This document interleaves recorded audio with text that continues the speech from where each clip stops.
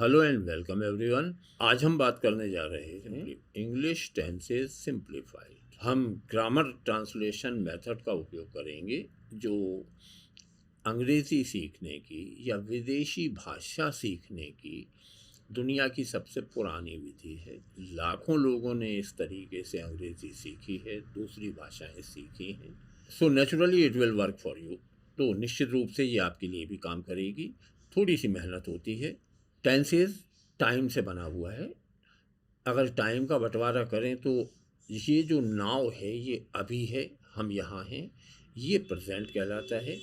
इससे पहले भी हम थे, वो हमारा पास्ट है।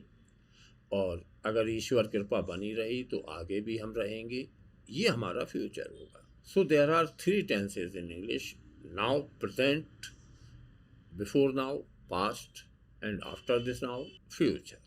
फिर हर टेंस को चार हिस्सों में बांटा जाता है: प्रेजेंट सिंपल या इंडेफिनेट, कंटिन्यूअस, परफेक्ट और परफेक्ट कंटिन्यूअस।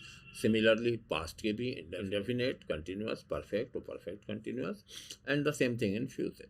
तो आइए इन्हें देखते हैं। प्रेजेंट सिंपल या प्रेजेंट इंडेफिनेट की हिंदी में पहचान होती है कि वो वाक्य जो होता है वो ता है, ती है, ते हैं, इस तरह की चीज़ों पे समाप्त होता है। ये हमारी जनरल हैबिट्स बताने वाला तरीका है। जो स्ट्रक्चर याद रखना है वो है, फार्मूला जो याद रखना है वो है कि सब्जेक्ट या काम करने वाले कर्ता के साथ वर्ब की फर्स्ट फॉर्म लगाते हैं। इसमें ऐसी एस तब लगा देते हैं जब सब्जेक्ट सिंगुलर होता है, फिर ऑब्जेक्ट लिखते हैं। प्लूरल सब्जेक्ट जो इंग्लिश के होते हैं एक बार याद कर लें, हमेशा याद रहते हैं। आई, वी, यू, दे और बॉयज़, तो वर्ब की फर्स्ट फॉर्म आएगी। Singular he, she, it, name या कोई नाउन लें, बॉय, तो वर्ब की फर्स्ट फॉर्म में एस या ई एस लगेगा। अब हम एक सेंटेंस पे प्रयोग करते हैं: वह पत्र लिखता है। आखिरी में ता है, थोड़ी सी देर मेहनत करना होगी।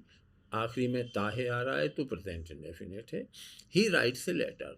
नाउ द प्रॉब्लम इज, जो मीनिंग आपको वह पत्र लिखता है सुन के समझ में आता है, the same will come in your mind by listening he writes a letter. ये जो हिंदी हमें समझ में आ रही है ये ऐसी ही इंग्लिश में समझ में आना चाहिए कि what is the meaning of he writes a letter. अगर ये मैं पत्र लिखता हूँ होता तो आई राइट ए लेटर। अब आई राइट ए लेटर और ही राइट्स ए लेटर, यहाँ थोड़ा सा सावधान रहना है। If the subject is singular, he, she, it नाम है तो एस लगना चाहिए। आई, वी, यू, दे या प्लूरल है तो एस नहीं लगना चाहिए। प्रेजेंट सिंपल में जब हम बी वर्ब का उपयोग करते हैं जो होना बताती है, तो ये बी का उपयोग नहीं करते, इज, एम, आर में से कोई लिया जाता है। जैसे मैं एक शिक्षक हूँ, अब यहाँ कोई काम नहीं हो रहा, मैं अपना होना बता रहा हूँ, तो आई एम ए टीचर। तुम एक विद्यार्थी हो, then you are a student. And वह एक डॉक्टर है तो ही या शी इज ए डॉक्टर। दूसरा टेंस है प्रेजेंट कंटिन्यूअस। पहचान होती है कि वाक्य के अंत में रहा है, रही है, रहे हैं, इस तरह के शब्द आते हैं। कंटिन्यूअस जो काम लगातार चल रहा है। At the time of speaking, बोलते समय जो काम हो रहा है उसमें नेचुरल रहा है आएगा। जैसे वह पत्र लिख रहा है, इसका सूत्र होता है सब्जेक्ट के बाद इज, एम, आर, वर्ब में आई एन जी और ऑब्जेक्ट। इज, एम, आर में से एक का उपयोग करना है, वर्ब में आई एन जी लगाना है, बस ये दो बातें याद रखना है। तो वह पत्र लिख रहा है, he is writing a letter. मैं पत्र लिख रहा हूँ, I am writing a letter. तुम पत्र लिख रहे हो तो you are writing a letter. Present perfect की पहचान होती है हिंदी वाक्य के अंत में चुका है, चुकी है, चुके हैं या लिया है, ली है आदि शब्द आते हैं। कोई काम कर लिया है, कोई काम कर चुके हैं, ये प्रेजेंट परफेक्ट होता है, काम हो चुका है। सूत्र होगा सब्जेक्ट हैज़, हैव में से एक हेल्पिंग वर्ब के रूप में, फिर वर्ब की थर्ड फॉर्म और ऑब्जेक्ट। वह पत्र लिख चुका है तो ही के साथ हैज़ लगाएंगे, he has written a letter. मैं पत्र लिख चुका हूँ तो I have written a letter. उसने पत्र लिख लिया है, देन ही और she has written a letter. And number 4, present perfect continuous. इसकी पहचान होती है एक समय दिया हुआ होता है और उसके साथ में रहा है, रही है, रहे हैं आदि शब्द आते हैं।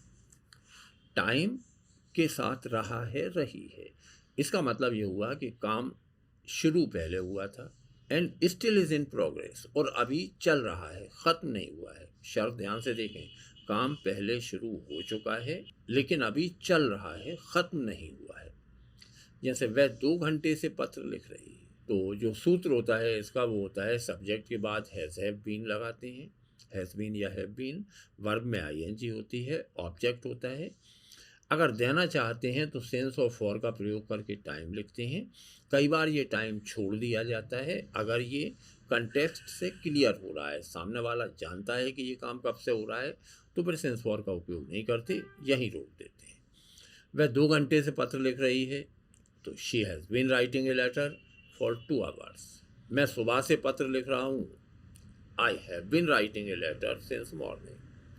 अब ये फॉर 2 आवर्स और सिंस मॉर्निंग छोड़े जा सकते हैं।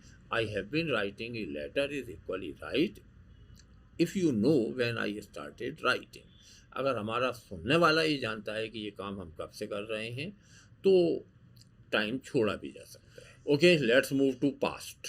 पास्ट सिंपल और पास्ट इंडेफिनिट हिंदी वाक्य के अंत में था, थी, थे या आ, ई और ए की मात्रा वाले शब्द आते हैं। जैसे उसने पत्र लिखा था और उसने पत्र लिखा, बोथ आर इक्वल, दोनों बराबर हैं। अब जब था नहीं है तो हम वो आ की मात्रा से आइडेंटिफाई करते हैं। सबसे ज़्यादा उपयोग में आता है चूँकि हम मैक्सिमम बातें पास्ट की करते हैं। सब्जेक्ट के साथ वर्ब की सेकेंड फॉर्म लेते हैं और ऑब्जेक्ट लिखा जाता है।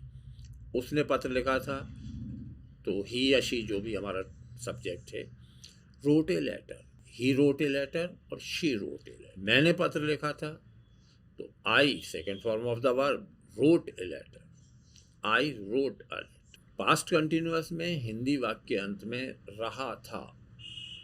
अब एक पैटर्न समझ में आएगा, रहा था, रही थी, रहे थे।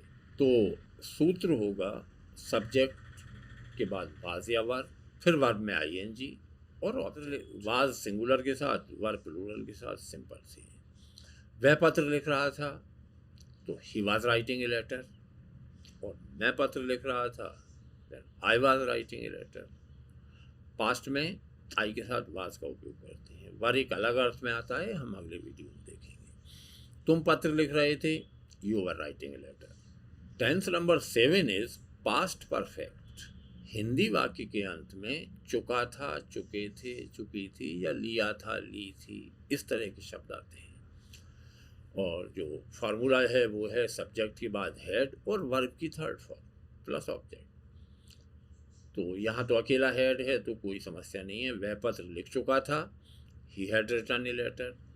मैं पत्र लिख चुका था, I had written a letter. उसने पत्र लिख लिया था तो ही या she had written a letter. Number 8 past perfect continuous.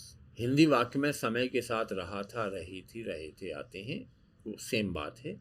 समय तब छोड़ देते हैं जब हमारा सुनने वाला जानता है या उस कंटेक्स्ट से वो क्लियर होता है कि हम ये काम कब से कर रहे थे। हैड बीन और वर्ब में आईएनजी, ऑब्जेक्ट, सिंस फॉर के बाद टाइम। वह 2 घंटे से पत्र लिख रही थी, then she had been writing a letter for 2 hours. अनिश्चित समय होता है तो फॉर का उपयोग करते हैं। मैं सुबह से पत्र लिख रहा था, I had been writing a letter since morning. Since या फॉर तब छोड़े जा सकते हैं जब हमारा रेफरेंस पॉइंट क्लियर है। Number 9 future simple. पहचान होती है गागी के पे खत्म होने वाले सामान्य से वाक्य होते हैं। सब्जेक्ट के बाद विल या शैल प्लस वर्ब की फर्स्ट फॉर्म और ऑब्जेक्ट। ट्रेडिशनल तरीका ये था कि फर्स्ट पर्सन जो आई और वी होते हैं उनके साथ शैल का उपयोग करते हैं। सेकेंड पर्सन यू और third person he, she, it, they, name या सिंगुलर प्लूरल कोई भी नाउन तो विल का उपयोग करते हैं। आजकल मॉडर्न ग्रामर में ये टेंडेंसी बहुत तेज़ी से विकसित हुई है कि हम सारे सब्जेक्ट्स के साथ विल का उपयोग कर रहे हैं। यदि एग्ज़ाम वाले पॉइंट ऑफ व्यू से करना है तो याद रखना है कि आई वी के साथ शेल लगाते हैं, अदरवाइज विल इज़ करेक्ट। जैसे मैं पत्र लिखूँगा तो I shall write a letter, I will write a letter is equally right. वह पत्र लिखेगा तो he will write a letter. Number 10 future continuous. Future continuous में दोनों गुण मिला दो, रहा होगा, रही होगी, रहे होंगे, इस तरह के शब्द आते हैं। विल शैल के बाद बी का उपयोग करके वर्ब में आईएनजी लगाते हैं। जैसे वह पत्र लिख रहा होगा तो he will be writing a letter. तुम पत्र लिख रहे होगे, you will be writing a letter. Number 11 future perfect. तो हिंदी वाक्य के अंत में चुका होगा, चुके होंगे, चुकी होगी, इस तरह के शब्द आते हैं। सब्जेक्ट के बाद शैल या विल में से एक फ्यूचर के लिए और हैव लगाते हैं इसे परफेक्ट में लाने के लिए, प्लस वर्ब की थर्ड फॉर्म। वह पत्र लिख चुका होगा तो he will have written a letter. मैं पत्र लिख चुका होऊंगा तो I shall have written a letter या I will have written a letter. उसने पत्र लिख लिया होगा तो he will have written a letter. And number 12 is future perfect continuous. Hindi वाक्य में समय के साथ रहा होगा, रही होगी, रहे होंगे, इस तरह के शब्द आते हैं। शैल विल के बाद हैव बीन लगाते हैं, वर्ब में आईएनजी, ऑब्जेक्ट, सिंस फॉर के बाद टाइम। एकेडमिक वे में जब एग्जाम में पूछते हैं तो हम इसका उपयोग करते हैं, otherwise maximum times it is understood. वह 2 घंटे से पत्र लिख रही होगी तो she will have been writing a letter for 2 hours. Number 12 future perfect continuous. पहचान होती है हिंदी वाक्य में समय के साथ रहा होगा, रही होगी, इस तरह के शब्द आते हैं।